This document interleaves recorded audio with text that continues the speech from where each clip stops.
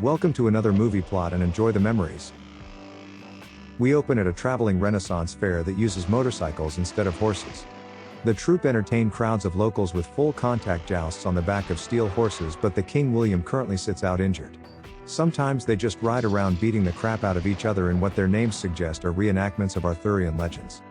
The Black Knight Morgan shows off his new mace, but the plainly named Alan prefers a flail because the chain absorbs the impact. Merlin is just some doctor who deals in logical predictions instead of premonitions and tends to Knight's wounds with little to no magic involved. Same old thing, you know. There's also Little John, who serves as the group's blacksmith, and the funky Friar Tuck, but those are merry men, so we're just mixing things up. As the fair opens up, a local girl named Julie gets sick of her fat slob of a father trying to scam the peasants out of another corn dog. She goes wandering off and almost gets run over by Alan, who makes an awfully big deal out of falling off his bike at such a slow speed. The intelligent girl accepts the stranger's offer to go for a ride where nobody else can see them because nothing says safe like a man with a sword. Billy takes this whole medieval thing very seriously, as demonstrated by his soggy self-flagellation while making his queen Linet wait in the woods. They meet up with Alan and his new woman on the ride back to camp, where two officers are trying to strong-arm the troop. Despite Tuck presenting Deputy Cook with a permit from the sheriff, the crooked cop wants a bribe to let the fair continue. He's confused though and thinks that a banana thrown in the trash fell from a tree, so Billy tells the plump peace officer to piss off. Their show's about to begin, so all of the knights take their places while Billy and his wife sit on a throne to enjoy the action from. The locals gather, including Julie's drunk father and Stephen King's family, to watch as grown men break each other's faces. There's also one woman named Rocky who gets ragdolled in her first match, and after a few rounds we get to the much anticipated Black Knight. He faces the actual Black Knight K in the finals, but they knock each other off their bikes at the same time, so the round ends in a draw. For some reason they break ties on three-wheelers, allowing Morgan to use his new mace while K swings around an axe. A few swats later and Morgan is the winner, so our king must fight him to maintain honor or something. It's all rather confusing. The two ride at each other swinging mace and sword, but Billy's sore shoulder begins to sound like a made-up excuse when Morg knocks him to the ground. Every other knight rides in to rescue their king, and I'm not sure how this works, but they all attack the tournament winner for some reason. While the others carry a wounded Billy off on a stretcher, Alan battles Morgan and swings his flail into his front tire, nearly breaking the poor guy's neck. Somehow Morg recovers, and as Billy has his wounds tended to by Merlin, Alan shouts at him for the recklessness. Apparently Billy doesn't even need to be fighting, he's simply out here getting his kicks, and the troop rely on him for something or other. Once he's recovered, the king joins the queen on his throne for the final matches, where Alan defeats Sir Hector before facing Owain. Julie notices someone tie a handkerchief onto a lance as a lady's favor, so she does the same with her necklace on Alan's. It does him no favors and Alan is defeated, but afterwards he buys Julie another necklace that she can hang on his pole in the future. Elsewhere, Billy is confronted by a kid who asks the king to autograph an article about them in some writer's magazine. He's disgusted by the depiction of their performance as a fake exhibition, so he refuses to sign it since they're actually insane. The king and the Black Knight are actually good friends off the field, and though they butt heads sometimes, only want the best for the other. Morgan is a proper show pony and remains to sign the magazine while the rest of the troupe gets some locals fitted for their own joust. It's supposed to be a fun moment where fans can compete against the knights, but two drunks steal some bikes and ride off. Sir Ban gives chase and forces a rider off the road through some signs and a small farmer's market before ultimately landing in a river.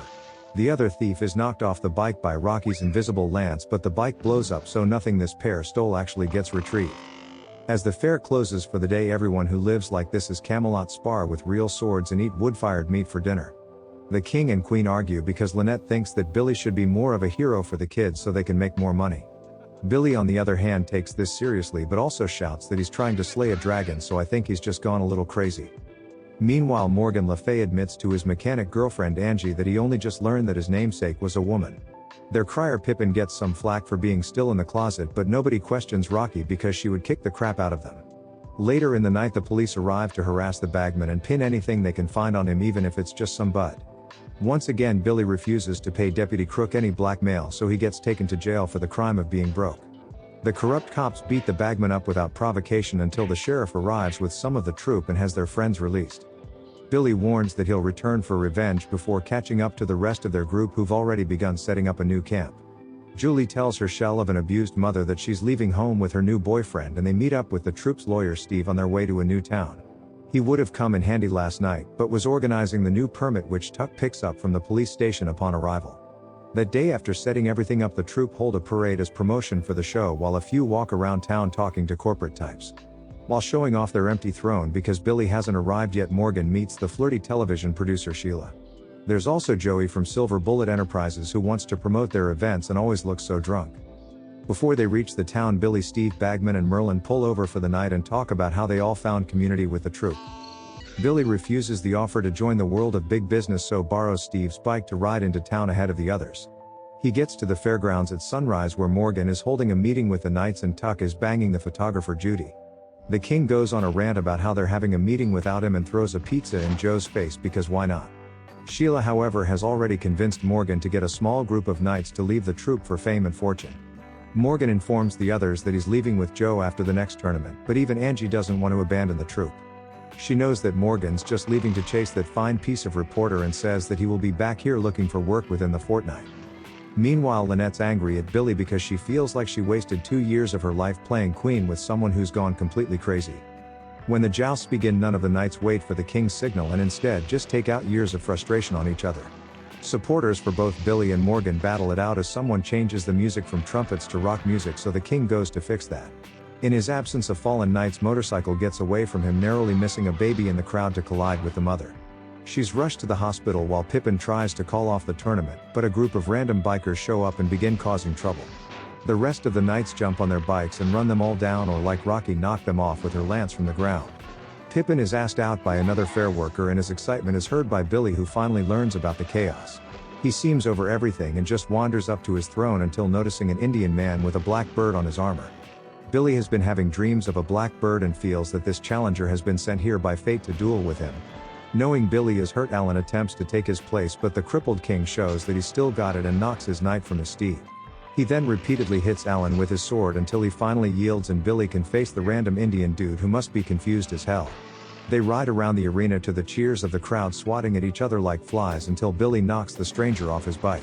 He then walks over and forces the man to surrender, but is injured and needs to be carried back to his tent for medical attention. As the fair closes for the day, Morgan and several knights defect while Alan leaves with Julie simply to cool off for a bit.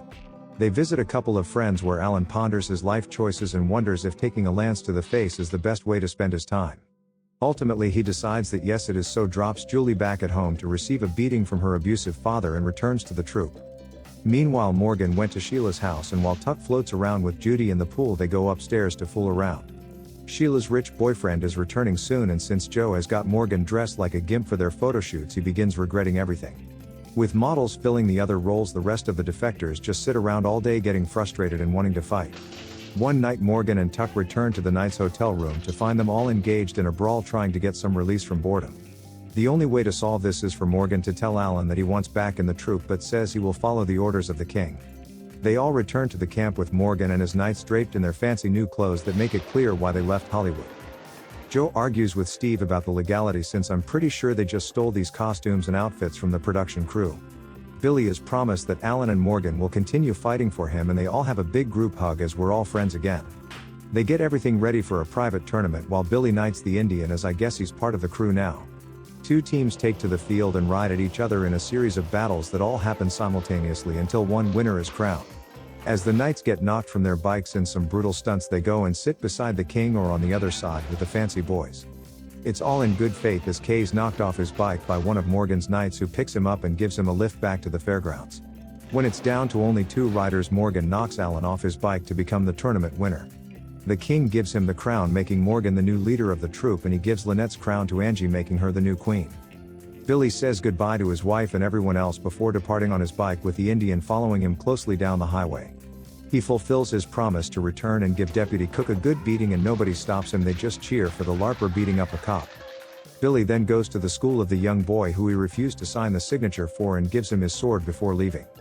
The Indian Percival just follows him the whole time until Billy's shown to still be bleeding badly from his wounds, so he should probably go to a hospital. Instead, he imagines himself riding a real horse and veers into a passing truck, killing Billy in an explosion of bike parts. We jump to the final scene showing all of the troupe gathered for Billy's funeral in a somber moment. As the black bird from Billy's dreams is shown watching them, the knights led by Morgan ride to their next performance. And the movie ends.